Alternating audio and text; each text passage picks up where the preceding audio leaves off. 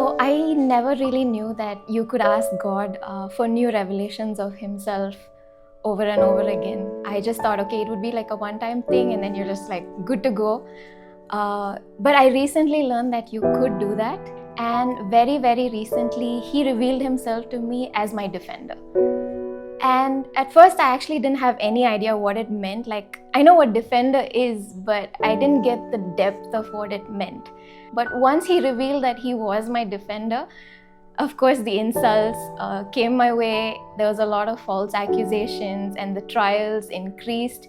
And every time somebody would say something to me that wasn't true, I would be so tempted to say something back to defend myself and prove my innocence.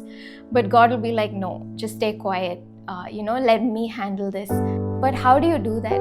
Most times, I would go back to my room and I would just cry out to God, because it's so painful when people say things like that about you and they falsely accuse you.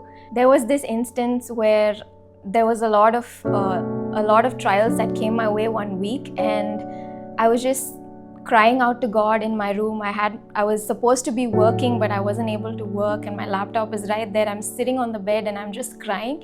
And I felt like this gentle nudge, which was I physically felt that nudge. And I was on my knees and I was crying out to God the next moment. And despite all the hysterical crying, I hear the still small voice of the Holy Spirit ask me, child, who am I? Who is the most powerful person you know? And very reluctantly, I'm like, you are God, and you are the most powerful person I know. And He's like, so if I'm the most powerful person and and I am telling you that I am going to stand as your defender, why can't you just trust me? And there was this wave of peace that just hit me in that moment, and I was able to let go of everything that I thought was weighing me down. In that moment, I was just so convicted that I didn't need to hold on to those things, because whatever people say wasn't a definition of who I was. It was just a reflection of what they were going through.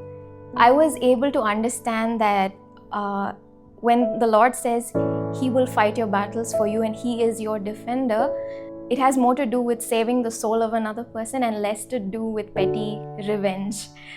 And that immediately convicted my heart to be able to accommodate the brokenness of another person and look beyond what they were saying to me and just pray for them. And just let God fight my battles after that.